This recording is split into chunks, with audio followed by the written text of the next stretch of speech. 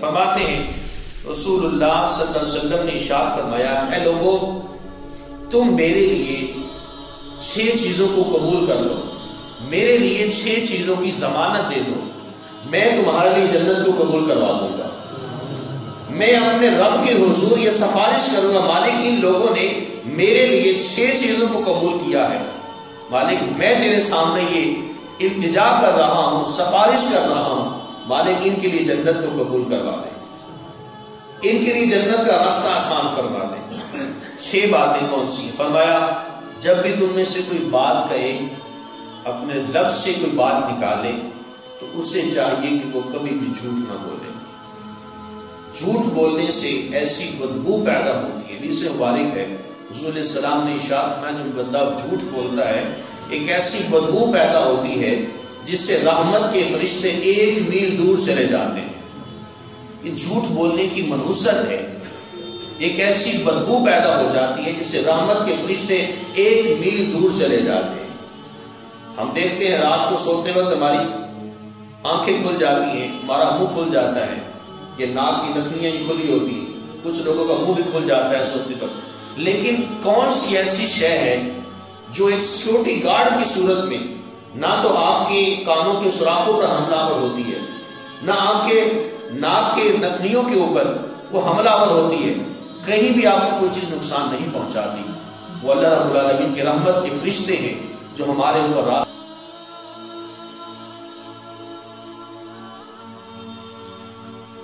وقت معمور کر دیے جاتے ہیں۔ تو فرمایا جو شخص جھوٹ بولتا ہے ایسی بدبو پیدا ہو جاتی ہے جس سے رحمت کے فرشتے دور ہو جاتے ہیں۔ جب رحمت کے فرشتے دور ہو جائیں تو پھر بندے کو نقصان سے کوئی بھی شے نہیں بچا سکتی۔ تو فرمایا کہ جب بھی تم میں سے کوئی بات کرے تو اسے چاہیے کہ وہ جھوٹ نہ بولے۔ دوسری بات یہ ہے جب بھی تم میں سے کوئی شخص وعدہ کرے تو وہ وعدہ خلافی نہ کرے، وعدے کو پورا کرے، وعدہ خلافی نہ کرے۔ ان العہد کان مسئولا، میدان محشر میں کل قیامت کے دن وعدے کے بارے میں سوال کیا جائے گا، فلاں شخص سے تم نے وعدہ کیا تھا، وعدے کو پورا کیوں نہیں کیا، اس بارے میں سوال ہونا ہے۔ اور جو وعدہ خلافی کرنے والے ہوں گے ان سے ان کے مطابق ان کو سزا دی جائے گی۔ فرمایا جب تمہیں کسی چیز کا، تیسری بات ارشاد فرمائی، جب تمہیں کسی چیز کا امین بنایا جائے، کسی چیز کے اوپر امانت دار بنا دیا جائے کہ یہ چیز تمہارے پاس امانت رکھی ہے، اس میں کبھی خیانت نہ کرنا۔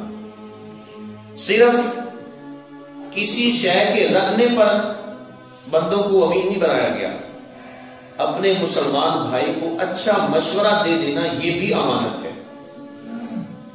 آپ سے کوئی شخص آ کے مشورہ کرتا ہے، یار میں کاروبار کرنا چاہتا ہوں، میں یہ کام کرنا چاہتا ہوں، مجھے اس بارے میں مشورہ دے دو، تو آپ کو چاہیے آپ تمام تر مفاد، تمام تر مطلب پرستی کو الگ رکھتے ہوئے، تعلقات کو الگ رکھتے ہوئے للہیت کے لیے مشورہ دیں، یار یہ کام تم کر لو، اس میں تمہارے لیے بہتری ہوگی۔ کوئی شخص اپنی بیٹی کا یا بیٹے کا رشتہ کسی کے ساتھ طے کرنا چاہتا ہے، وہ مشورہ کرتا ہے، یار مجھے اس بارے میں مشورہ دو، تمہاری کیا رائے ہے؟ تو یہاں مشورہ دینا یہ آپ پر امانت ہے، اس پہ آپ خیانت نہیں کر سکتے۔ لیکن ہم لوگ یہاں بھی وہ کام کرتے ہیں کہ اگر ہم نے کسی میں خاندانوں میں لڑائی ڈلوانی ہوتی ہے تو یہاں بھی ہم غلط مشورے دے کر، یا تم ایسے کر لو، اندر کھاتے اپنا مفاد ہوتا ہے، یار ایسے کر لو رشتہ تمہارا ہو جائے گا، لیکن یہ فلاں بیٹی اس کے ساتھ نہیں جائے گی، اس سے اپنا رانجھا راضی ہو جائے گا۔ ہمارے اندر معاشرے میں یہ چیزیں چل رہی ہیں۔ تو دل کے اندر جو بات موجود ہو وہ سچی اور کھری بات لوگوں کو بتائیں اور وہی سچا مشورہ دیں۔ مشورہ دینا بھی یہ امانت ہے، اس پہ آپ خیانت نہیں کر سکتے۔ تو فرمایا کہ جب تمہیں کسی چیز کے بارے میں امین بنایا جائے تو اس میں تم خیانت نہ کرو۔ چوتھی بات ارشاد فرمائی کہ اپنی شرمگاہوں کی حفاظت کرو۔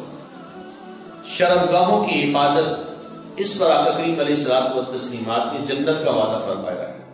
فرمایا 2 چیزوں کی ضمانت دے دو، میں تمہیں جنت کی بشارت دیتا ہوں۔ وہ 2 چیزیں کون سی؟ فرمایا 2 جبڑوں کے درمیان میں ہے، یعنی زبان، اور 2 ٹانگوں کے درمیان یعنی شرمگاہ۔ اور یہ 2 ایسی چیزیں ہیں جن سے فرشتے پاک ہیں۔ یہ 2 چیزیں ایسی ہیں جن سے گناہ بہت زیادہ ہوتے ہیں۔ زبان سے 80% گناہ ہے جو ہم اپنی روزمرہ زندگی میں ایک دن کی بنیاد پر ہماری زبان سے نکلتے ہیں. میں نے غالباً اس جمعہ مبارک میں حضرت سیدنا امام غزالی رحمۃ اللہ علیہ آپ کا وہ قول آپ کے سامنے رکھا تھا. آپ فرماتے ہیں سب سے پہلے نگاہ منتشر ہوتی ہے. جب نگاہ منتشر ہو جاتی ہے اس کے بعد انسان کا دل منتشر ہوتا ہے.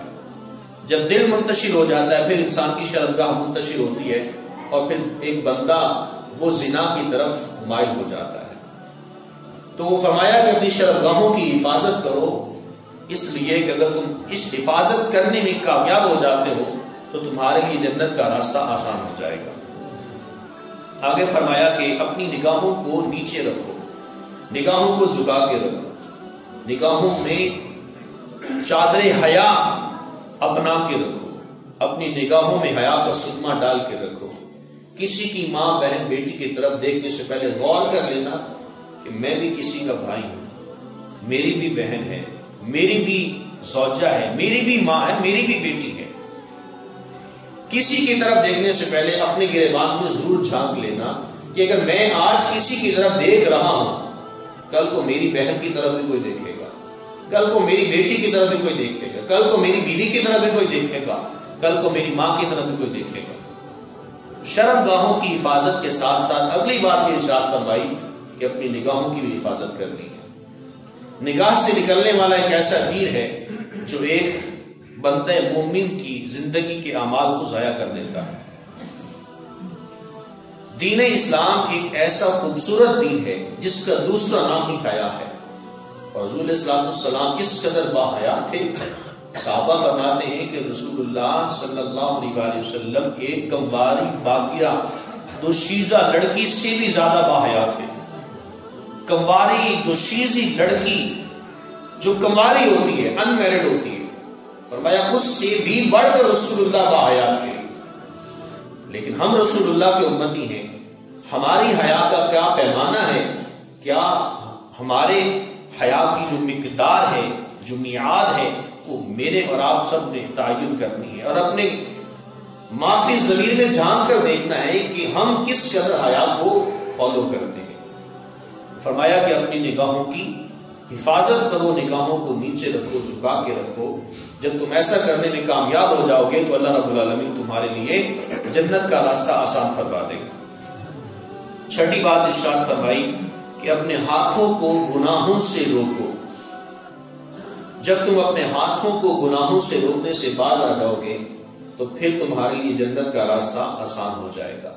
انسان کے اندر کی غلاظت، اندر کا ضمیر، چاہے وہ اعمال بد ہیں، اعمال نیک ہیں، وہ اس کے ہاتھ کے ذریعے سے باہر آتے ہیں. تو جو کچھ انسان کے اندر موجود ہوتا ہے وہ اس کے کردار کی عکاسی کرنے کے طور پر اس کے ہاتھ کے ذریعے سے وہ باہر آتا ہے. تو یہ 6 باتیں ارشاد فرمائی گئی. فرمایا لوگوں تم میرے لیے یہ 6 چیزوں کی ضمانت دے دو، میں تمہارے لیے اپنے رب کے حضور تمہارے لیے جنت کو قبول کروا دوں گا. لیکن یہ 6 چیزیں ایسی ہیں، نعرہ رسالت، نعرہ رسالت، نعرہ حیدر، 6 چیزیں ایسی ہیں جس کو بندہ مومن اپنی زندگی میں جاری نہیں کرتا، سوچتا بھی نہیں ہے اس بارے میں. یار میں نے کچھ سوچنا ہے، اپنی عاقبت کی فکر کرنی ہے، لیکن اس بارے میں میں اور آپ سب کا پیمانہ وہ ہے، ہم چاہتے ہیں کہ بس زندگی گزار کے چلے جانا ہے. ہمارے بڑے بھی دنیا سے چلے گئے.